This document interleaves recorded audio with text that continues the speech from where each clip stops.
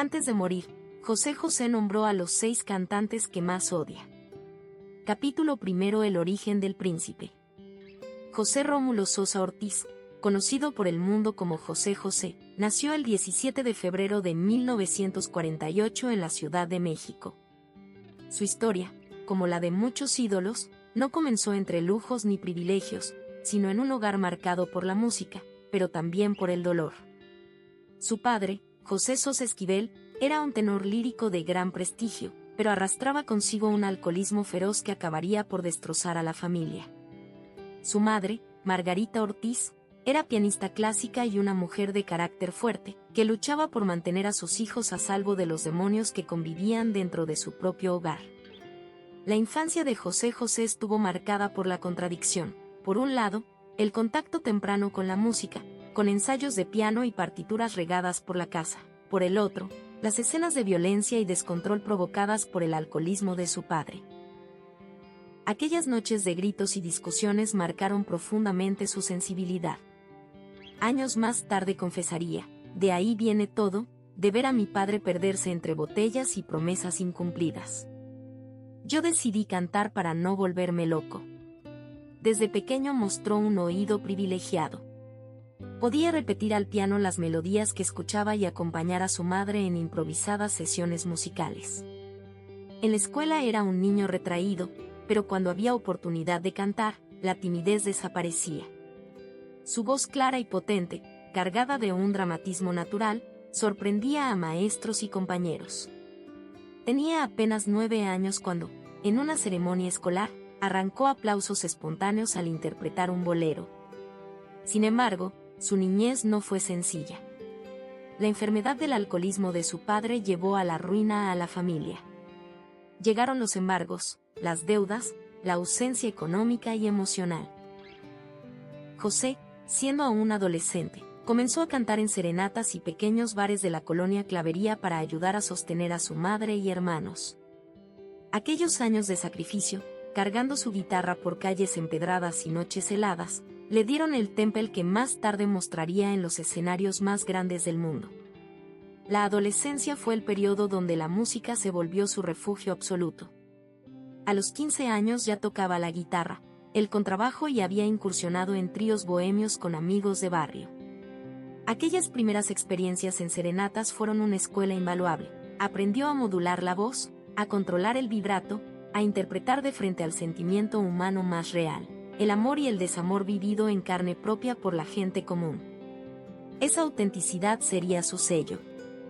Fue en esos años cuando adoptó el nombre artístico que lo acompañaría toda la vida: José José. El primero, en honor a sí mismo; el segundo, como tributo a su padre, aquel tenor caído en desgracia. Era un homenaje y, al mismo tiempo, una carga, llevar consigo el recuerdo de un hombre que lo marcó con talento, pero también con dolor. El joven José comenzó a hacerse un lugar en las bohemias capitalinas. Con su guitarra en mano, participaba en reuniones, fiestas y, poco a poco, empezó a ser solicitado en cafés cantantes. Su timbre de voz era inconfundible, limpio, profundo y con una capacidad de transmitir emoción que rebasaba la técnica. En un ambiente donde abundaban voces correctas, él ofrecía algo distinto, un canto desgarrado, humano, como si cada palabra llevara un pedazo de su historia personal. En 1963, con apenas 15 años, debutó en un programa de televisión cantando boleros clásicos. Aunque la aparición pasó desapercibida para muchos, para José fue un golpe de esperanza. Descubrió que tenía lo necesario para alcanzar un público más allá de las serenatas. En paralelo, comenzó a integrarse a pequeños grupos musicales, como los PEG, con los que interpretaba covers de moda en cafés de la colonia Roma. Sin embargo, el verdadero salto llegaría en 1969, cuando participó en el Festival de la Canción Latina en la Ciudad de México con el tema El Triste. Aquella interpretación fue un parteaguas en la música latinoamericana. El público lo ovacionó durante minutos interminables, y artistas consagrados como Angélica María, Marco Antonio Muñiz y Camilo Sesto reconocieron su grandeza en ese mismo instante. Aunque no ganó el primer lugar, se convirtió en un fenómeno inmediato. El príncipe de la canción había nacido. Detrás de ese éxito inicial estaba la herencia de su infancia, la necesidad de convertir el dolor en arte, de cantar no solo con técnica, sino con cicatrices. José José no era un intérprete más, era un hombre que, desde la niñez, había aprendido que la música podía salvarte de la destrucción. Y desde ese día en Viña del Mar, su voz dejó de pertenecerle solo a él, se convirtió en patrimonio de todo un continente. Capítulo 2: El ascenso y la fama, la voz que rompió fronteras. Tras aquel histórico momento en 1970, cuando interpretó El Triste en el Festival de la Canción Latina en la Ciudad de México, José José pasó de ser un joven prometedor a convertirse en un fenómeno cultural. La ovación que recibió aquella noche no fue un simple aplauso, fue un reconocimiento colectivo de que había nacido un nuevo ídolo de la música hispana. Críticos y espectadores coincidieron en algo: su voz no solo era impecable, sino profundamente emotiva, capaz de arrancar lágrimas con un solo verso. Ese instante marcó un antes y un después. El joven que alguna vez había cantado en serenatas de barrio ahora era presentado en televisión como el príncipe de la canción. La industria lo abrazó de inmediato. Disqueras, promotores y productores comprendieron que tenían frente a sí un diamante en bruto que, con el tiempo, se convertiría en uno de los artistas más rentables de México y América Latina. El propio José José, sin embargo, entendió que aquella aclamación era también una condena, tendría que sostener en cada escenario esa misma intensidad, esa misma magia, aunque por dentro estuviera desmoronándose. En los años que siguieron, su carrera explotó con una rapidez impresionante. Grabó discos que lo catapultaron al estrellato: La nave del olvido 1970, Buscando una sonrisa 1971, De pueblo en pueblo 1972 y Vive 1974. Cada producción contenía piezas que se transformaban en clásicos inmediatos. Canciones como La nave del olvido, El triste, Volcán o Gavilán o Paloma se convirtieron en himnos generacionales. Lo extraordinario no era solo su potencia vocal, sino la manera en que lograba transmitir vulnerabilidad. Cada interpretación parecía el relato de un hombre al borde de la ruina emocional. El éxito en México fue arrollador, pero pronto se extendió más allá de las fronteras. José José comenzó a presentarse en Centroamérica, Sudamérica y Estados Unidos, donde la comunidad latina lo adoptó como un símbolo. En ciudades como Los Ángeles, Chicago o Miami, los auditorios se llenaban de inmigrantes que encontraban en sus canciones un puente con su tierra natal. Su música era el consuelo de quienes habían dejado atrás a sus familias, y al mismo tiempo, era el espejo de amores rotos, de nostalgias y de esperanzas. Sin embargo, el ascenso meteórico tuvo un costo personal altísimo. José José ya arrastraba, desde su adolescencia, una relación peligrosa con el alcohol. Al principio eran simples copas para relajarse antes de cantar, pero poco a poco se transformaron en un hábito destructivo. El contraste era brutal. Mientras en los escenarios aparecía impecable, elegante y con una voz prodigiosa, en los camerinos y en su vida privada comenzaba a hundirse en un abismo de excesos. Sus amigos cercanos relataron años después que, tras conciertos multitudinarios, solía quedarse solo en su habitación con botellas de whisky como única compañía. La fama también lo expuso a un mundo de relaciones complejas. Mujeres, amistades interesadas, managers que buscaban aprovecharse de su vulnerabilidad, y una industria que lo explotaba sin compasión. José José era un hombre sensible, ingenuo en muchos aspectos, que no siempre supo protegerse del lado oscuro del espectáculo. Aunque gozaba de contratos millonarios y giras interminables, gran parte de sus ingresos se esfumaban en malos manejos financieros y en sostener a un séquito de personas que orbitaban a su alrededor.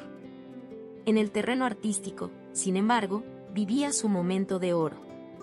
Durante los años 70 y 80, prácticamente cada disco era un éxito rotundo. Reencuentro 1977, Si me dejas ahora 1979, Amor Amor 1980, Secretos 1983 y Reflexiones 1984 lo consagraron como el máximo exponente de la balada romántica en español. Canciones como Lo pasado pasado, Almohada, Amar y querer, Lo dudo y 40 y 20 se volvieron himnos que aún hoy siguen vigentes. Lo fascinante era cómo José José lograba adaptar su voz y estilo a los cambios musicales de la época. Mientras la industria experimentaba con arreglos modernos, sintetizadores y fusiones, él conservaba la esencia de su canto, la entrega total. Podía interpretar una balada pop o un bolero clásico, y en ambos transmitía una intensidad que sobrepasaba géneros y generaciones. Esa versatilidad le permitió conquistar no solo a los adultos, sino también a los jóvenes que veían en él un referente de autenticidad. El reconocimiento llegó en forma de premios, discos de oro y platino, giras sold out y homenajes en vida. Fue nombrado el príncipe de la canción no solo por su voz, sino porque representaba el arquetipo del caballero romántico, del intérprete que parecía desnudarse emocionalmente en cada verso. Sin embargo, la grandeza pública contrastaba con la fragilidad privada. La misma voz que enamoraba multitudes comenzaba a resentirse por las largas noches de alcohol, desvelos y falta de cuidado. Su hígado y sus cuerdas vocales empezaban a enviar señales de alarma, aunque el público aún no lo percibiera. Lo cierto es que, en este periodo de gloria, José José vivía una doble vida, la del ídolo que llenaba auditorios y era entrevistado en los programas más importantes de América Latina, y la del hombre que, al cerrar la puerta de su camerino, se enfrentaba a una soledad insoportable. Esa dualidad sería, con el tiempo, la marca más dolorosa de su existencia, la incapacidad de reconciliar al artista con el ser humano. En el próximo capítulo veremos cómo esa grandeza comenzó a resquebrajarse, cómo los excesos, los problemas familiares, los rumores de la prensa y las traiciones personales fueron debilitando a José José. Porque detrás del ídolo, había un hombre que no siempre pudo cargar con el peso de la fama que tanto había buscado. Capítulo 3: Los excesos, las caídas y los rumores de farándula. Si la década de los 70 y parte de los 80 representaron la cúspide artística de José José, también fueron los años en los que comenzó a gestarse su declive personal.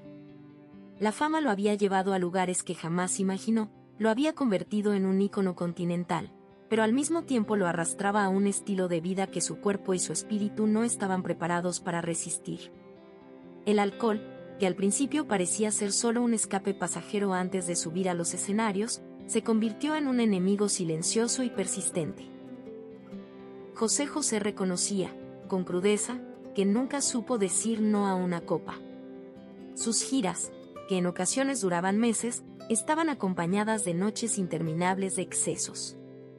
Al terminar un concierto multitudinario, en lugar de descansar, lo esperaban largas fiestas, botellas de whisky, amigos circunstanciales y mujeres que buscaban formar parte de la vida del ídolo del momento. Poco a poco, esas decisiones comenzaron a reflejarse en su voz, su instrumento más preciado. En las grabaciones de finales de los 70 y principios de los 80, los productores notaban que su timbre ya no tenía la misma limpieza. Aunque aún era capaz de deslumbrar en un escenario, las señales eran claras, la potencia de su garganta estaba siendo minada por el alcohol, el cigarro y la falta de disciplina. En el terreno personal, sus relaciones sentimentales fueron otro foco de atención constante para la prensa de espectáculos. Su primer matrimonio con Kiki Herrera Calles, una mujer mayor que él y perteneciente a una familia adinerada, causó controversia desde el inicio. Muchos aseguraban que esa unión lo había enfrentado con su familia y que, en el fondo, José buscaba en ella un refugio y una estabilidad económica que nunca llegó a consolidarse. El divorcio, cargado de tensiones y señalamientos, fue la primera muestra pública de que la vida íntima del cantante no era tan idílica como se pensaba. Posteriormente, su relación con Añel Noreña marcó una de las etapas más turbulentas de su vida. Con ella tuvo a sus hijos, pero también protagonizó algunos de los escándalos más mediáticos de los años 80. Los pleitos, las separaciones y reconciliaciones eran constantemente documentados por la prensa, al grado de que muchos comenzaron a ver en ellos una historia de amor y dolor que parecía sacada de una telenovela. La pareja vivió momentos de lujo, fiestas y portadas de revistas, pero también escenas de reclamos, celos y acusaciones mutuas. Los rumores eran parte del día a día.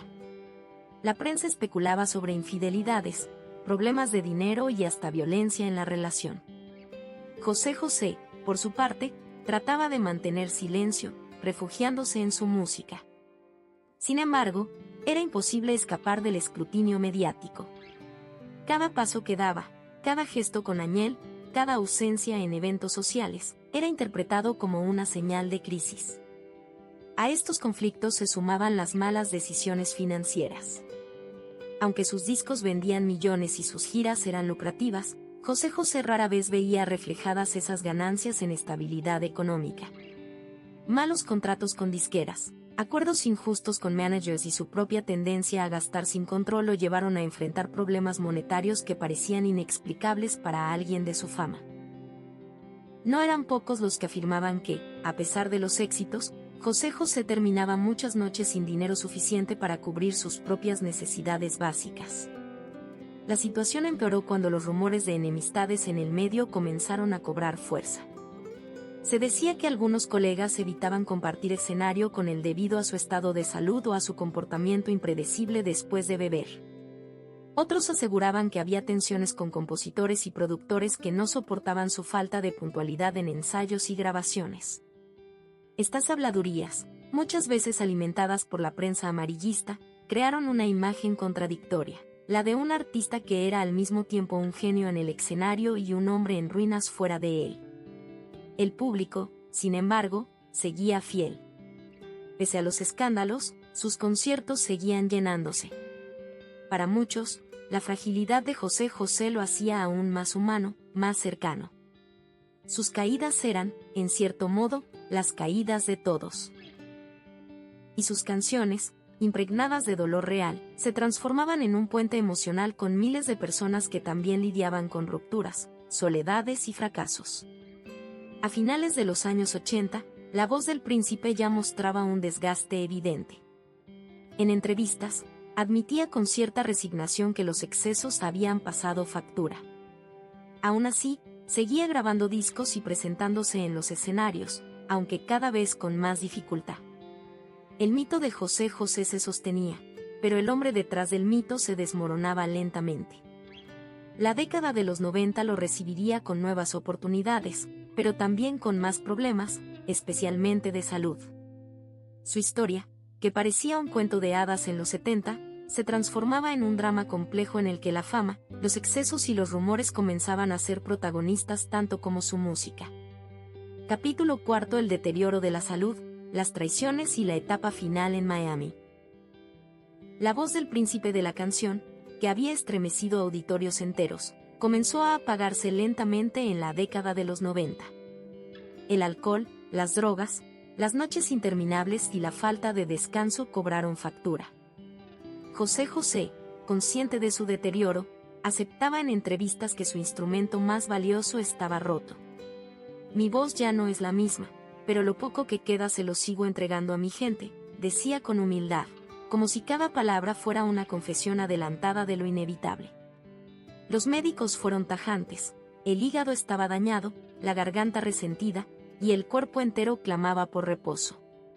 Pero el público seguía pidiéndolo, las disqueras insistían en nuevos materiales, y los empresarios lo buscaban para giras que se anunciaban como el regreso del príncipe. José, atrapado entre la necesidad económica y el amor por su público, aceptaba compromisos que lo desgastaban aún más. Durante esta etapa, su vida privada volvió a convertirse en un espectáculo mediático. Su matrimonio con Añel Noreña llegó a su fin de manera tormentosa. Los pleitos legales por la manutención, las declaraciones en televisión y las acusaciones mutuas hicieron de esa separación uno de los divorcios más mediáticos de la farándula mexicana. Los hijos en común, José Joel y Marisol, quedaron en medio de una batalla pública que parecía no tener fin. El vacío emocional que dejó esa ruptura fue enorme. Aunque después intentó rehacer su vida con Sara Salazar, una cubana que se convirtió en su tercera esposa y madre de su hija menor, Sarita, las tensiones familiares nunca cesaron. Añel continuó siendo un referente en su vida, pues juntos habían compartido los años más intensos de su carrera, pero Sara lo acompañaba en sus últimos días, lo que generó roces inevitables.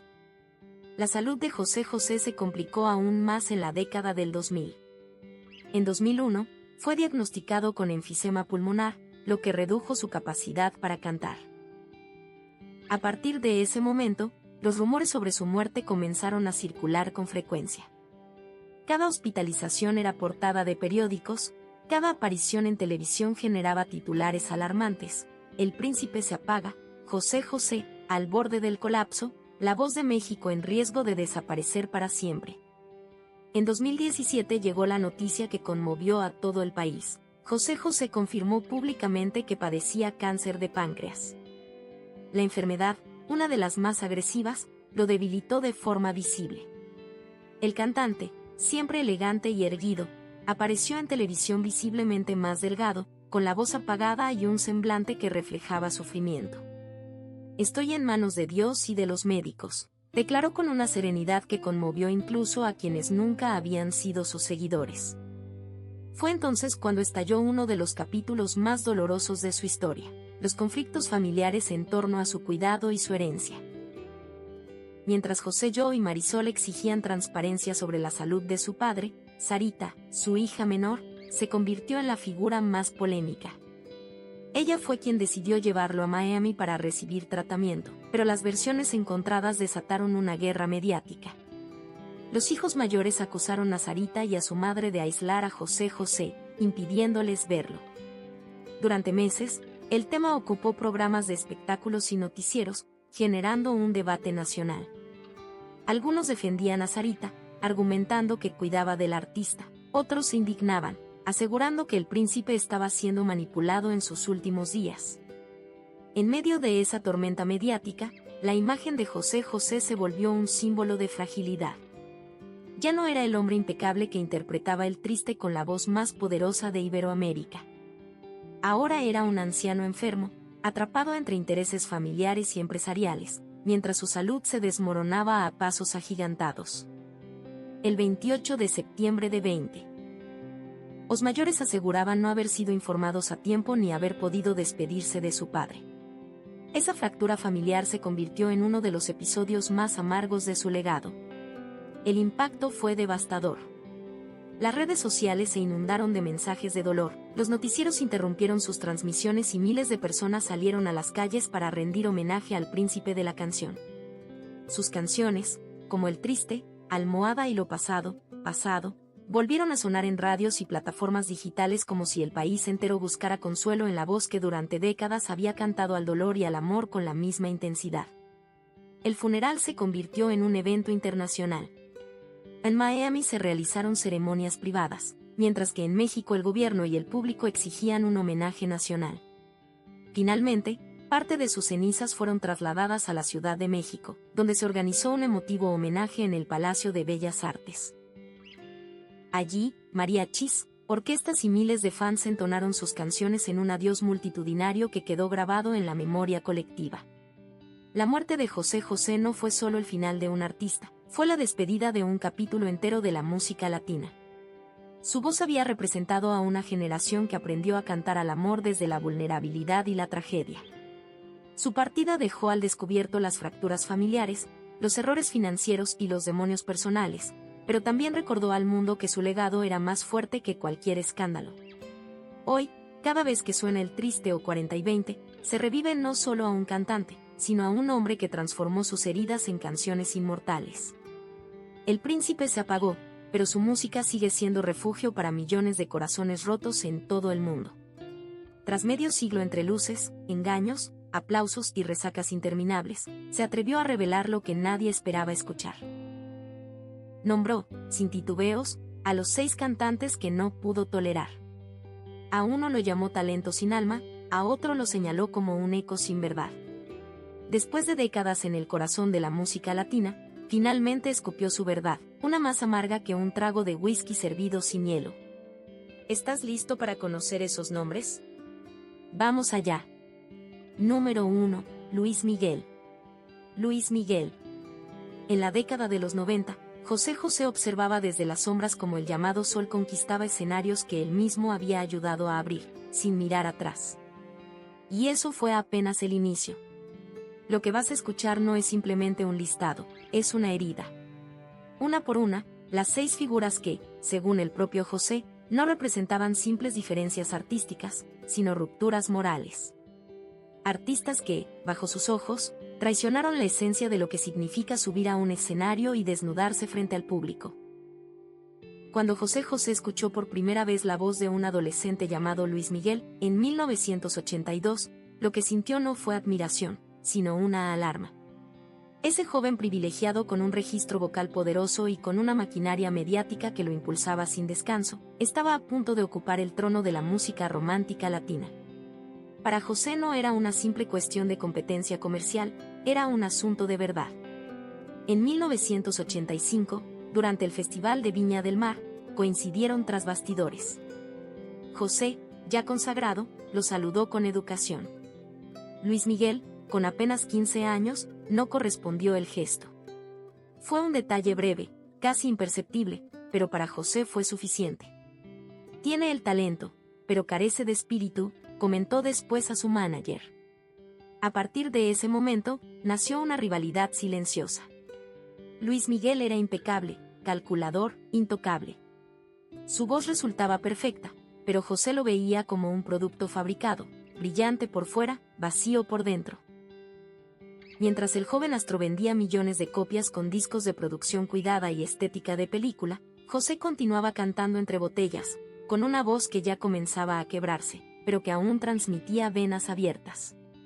Lo que más lo lastimaba no era el éxito de Luis Miguel, sino que la gente los comparara como si fueran artistas del mismo tipo. Él canta al amor ideal. Yo canto al amor que destruye, solía repetir en entrevistas. Esa diferencia, para él, no era solo estética, era ética. Nunca hubo enfrentamiento público ni declaraciones directas. Pero cuando en 2001, durante un homenaje televisivo, José fue invitado y Luis Miguel no se presentó, él lo entendió como un mensaje claro. Yo fui su referente, pero para él siempre fui solo una sombra. Y esa sombra, José jamás la perdonó. Número 2, Juan Gabriel. José José repetía que la música no se canta, se sangra. Y en ese terreno de desangrarse sobre el escenario, pocos podían rivalizar con Juan Gabriel. Sin embargo, lo que pudo haber sido una hermandad inquebrantable entre dos gigantes de la canción romántica mexicana terminó transformándose en una grieta, tan silenciosa como dolorosa. Se conocieron a inicios de los años 70, cuando ambos comenzaban a escribir sus nombres en los pentagramas de la historia musical. Juan Gabriel componía con una rapidez deslumbrante, mientras José José interpretaba con una hondura que estremecía auditorios enteros. Durante un tiempo, se admiraron, se respetaron y hasta se buscaron. Pero esa complicidad jamás terminó de consolidarse. En 1980, Televisa propuso que grabaran juntos una serie de temas inéditos. La idea parecía perfecta, pero Juan Gabriel la rechazó. Según los productores, lo hizo con una sonrisa enigmática. Prefiero cantar mis canciones yo mismo, nadie las entiende como yo. Para José José, esas palabras fueron como una daga cubierta de terciopelo. Desde ese instante, todo cambió. La herida se volvió más profunda cuando vio que Juan Gabriel componía para muchos otros artistas, Rocío Dúrcal, Aida Cuevas, Lucha Villa, y lograba que todos ellos brillaran con sus letras. Pero a José nunca le ofreció una composición, jamás una invitación, ni siquiera un acercamiento formal. En público, José decía, no tengo nada contra él, pero me habría gustado que alguna vez me tomara en cuenta. Sin embargo, en privado su tono era otro, él canta con adornos, yo canto con cicatrices. Había algo en la teatralidad desbordante de Juan Gabriel que le incomodaba. Lo percibía como un espectáculo que distraía del verdadero dolor, como si la tragedia se maquillara en lugar de mostrarse desnuda. Nunca se enfrentaron directamente, tampoco se reconciliaron. Simplemente se ignoraron mutuamente hasta el final. Y para José José, aquello no fue indiferencia, lo vivió como desprecio. Número 3, José Luis Rodríguez. José Luis Rodríguez, mejor conocido como el Puma. Hubo una época en que las voces graves y poderosas dominaban la radio, y entre ellas destacaban dos, la de José José y la del Puma. México y Venezuela, dos países unidos por intérpretes que parecían destinados a convivir como monarcas de distintos reinos, uno melancólico, íntimo, herido, el otro desafiante, vigoroso, lleno de arrogancia escénica.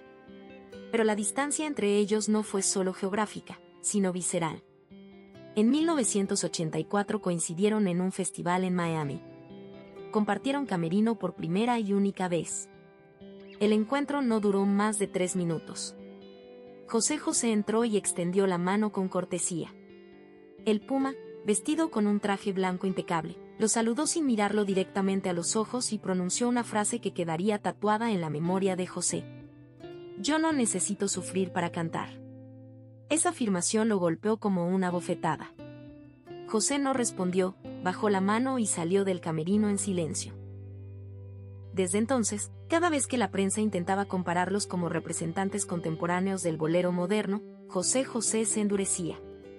Sentía que el Puma simbolizaba todo aquello que él nunca podría respetar: una voz sin quebranto, una imagen sin fractura, un escenario sin alma. Él canta desde el ego. Yo canto desde el vacío, confesó alguna vez a un periodista español, cuando su hígado ya pedía tregua y su garganta lo traicionaba. Las comparaciones aumentaron en la década de los 90, cuando el Puma incursionó en la televisión y siguió grabando discos de estudio, mientras José José se debatía contra su propio cuerpo deteriorado. Algunos titulares fueron crueles: el Puma sigue rugiendo, mientras el príncipe apenas susurra. Esa humillación mediática no fue fácil de tragar. En 2003, durante una cena íntima en Los Ángeles, un colega les propuso grabar un disco de duetos.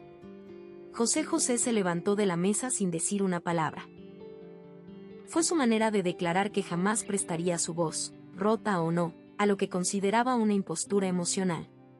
Nunca lo insultó públicamente, nunca lo enfrentó directamente, pero tampoco lo perdonó. Número 4. Camilo VI. Si hubo un rival que generó en José José una mezcla compleja de respeto y resentimiento, ese fue Camilo VI. El cantante español era dueño de una técnica vocal casi inalcanzable, de una puesta en escena majestuosa y de un dominio teatral que desbordaba cada presentación. Para José, Camilo representaba algo incómodo, un espejo en el que se veía constantemente comparado. Ambos eran ídolos del romanticismo, ambos vendían millones de copias, ambos llenaban auditorios y estadios. Pero mientras Camilo parecía flotar sobre los escenarios con un aire de perfección, José se hundía poco a poco entre los excesos, el deterioro de su salud y las cicatrices de una vida turbulenta. La primera vez que se cruzaron fue en 1976, durante un especial televisivo grabado en Madrid. Camilo llegó acompañado de un pequeño séquito de maquilladores, asesores y productores. José, en cambio, apareció con su representante y una simple botella de agua mineral. Mientras Camilo ensayaba cada gesto frente al espejo, José, ya con la voz marcada por noches intensas, interpretaba sin ensayo alguno, dejando que su garganta hablara con la crudeza de la verdad. Al final de aquella grabación, según contó un camarógrafo, Camilo comentó en voz baja a una asistente: canta bien, pero se va a romper. Cuando esa frase llegó a los oídos de José semanas después, fue un golpe más duro que cualquier crítica formal. Desde entonces, cada triunfo de Camilo, cada gira internacional, cada portada de revista, cada número 1 en las listas, se convirtió en una espina clavada en el corazón del príncipe. Pero lo que más lo hería no era el talento en sí, sino la manera en que el público lo admiraba sin mirar el fondo. José lo resumía así entre copas: Camilo es un mago de estudio, pero en el escenario no se entrega, te observa desde arriba. Cantar debería ser un acto de entrega, no de exhibición. En 1982 ambos fueron nominados a los premios Billboard Latinos al álbum del año. El galardón fue para Camilo con Amaneciendo. José no aplaudió. Permaneció inmóvil, como si ese trofeo se hubiera convertido en una burla del destino. Mientras Camilo acumulaba premios y éxitos internacionales, él acumulaba operaciones quirúrgicas y silencios dolorosos. El contraste era evidente: uno era admirado por su perfección, el otro era amado por su fragilidad. Y esa diferencia, para José, fue siempre una herida abierta que jamás quiso cerrar. Número 5. Emmanuel. A los ojos del público, Emmanuel siempre fue el artista elegante, el caballero de voz clara que transitaba con naturalidad entre el pop y la balada. Su estilo era visto como fresco, jovial, con un carisma natural que lo distinguía. Pero para José José, detrás de esa sonrisa constante había algo insoportable: la ligereza emocional. Lo que para muchos era frescura, para él era superficialidad. Todo comenzó en 1980, cuando ambos fueron invitados al famoso programa Siempre en Domingo para promocionar sus discos. Curiosamente, ambos llevaban el mismo título, Amor, Amor. Raúl Velasco, conductor del programa, bromeó frente a las cámaras: ¿quién habrá amado mejor? Emmanuel respondió con rapidez y ligereza: yo lo hice sin llorar. El público estalló en risas. José, en cambio, permaneció con el rostro serio, ocultando una incomodidad profunda. Ese día, según relataron asistentes de producción, José se encerró durante horas en su camerino. No dijo nada, pero a partir de entonces comenzó a referirse a Emmanuel con un tono cargado de desdén, llamándolo el cantante feliz.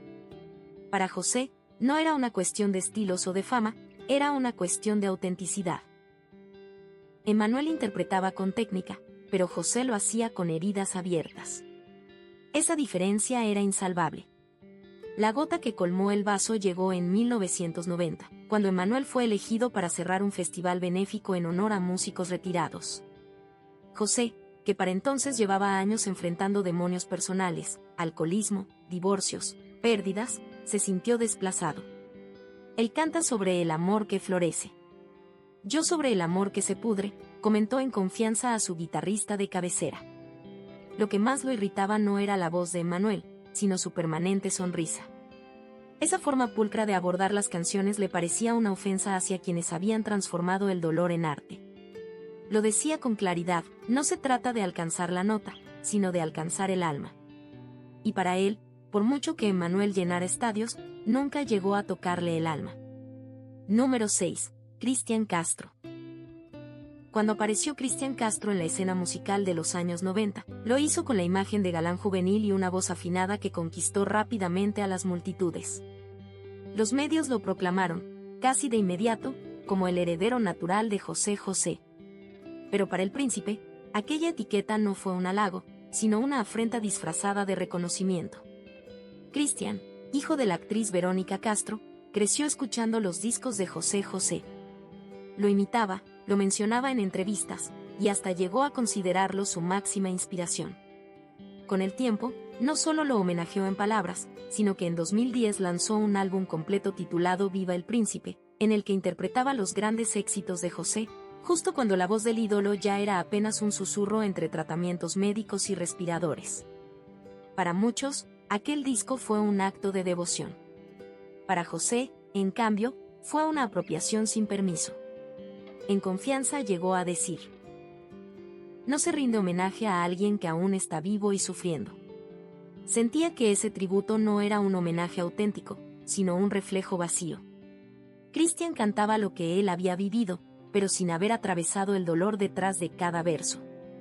El malestar se intensificó cuando, durante la promoción del disco, Cristian se presentó en televisión interpretando temas como El Triste o Gavilán o Paloma con una seguridad que, para José, rozaba la arrogancia.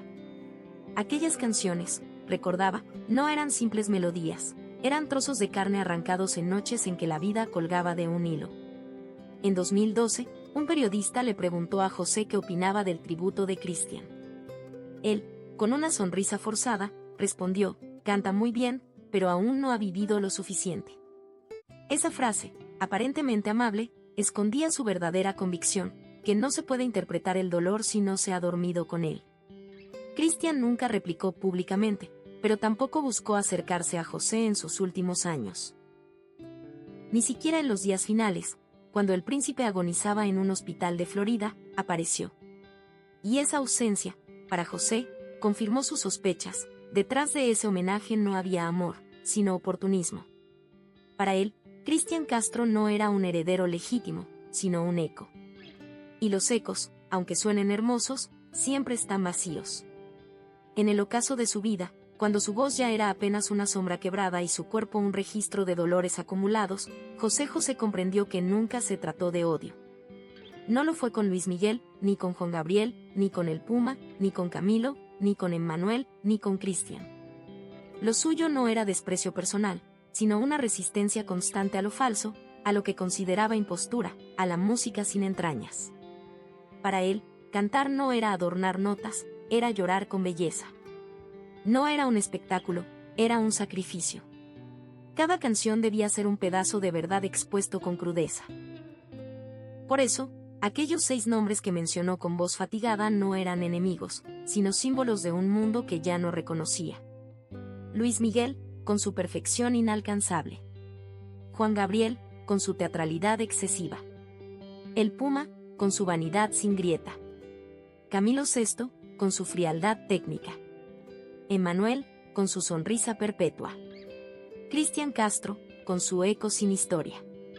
José José no se veía a sí mismo como un mártir, pero sí como el guardián caído de una forma de cantar que no necesitaba pantallas gigantes ni coreografías, solo un micrófono, una copa y una herida abierta.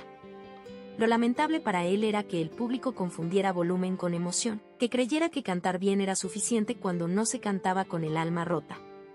En sus últimos años, cuando los homenajes llegaron tarde y los contratos se desvanecieron, mantuvo intacta su postura, nunca insultó, nunca buscó venganza. Solo pidió ser recordado por aquello que jamás traicionó, su dolor, su autenticidad y su verdad. Y así se fue. En silencio, pero con la conciencia tranquila. Porque para José José, cantar fue siempre una manera de morir con elegancia. Y callar, una forma de no mentir jamás.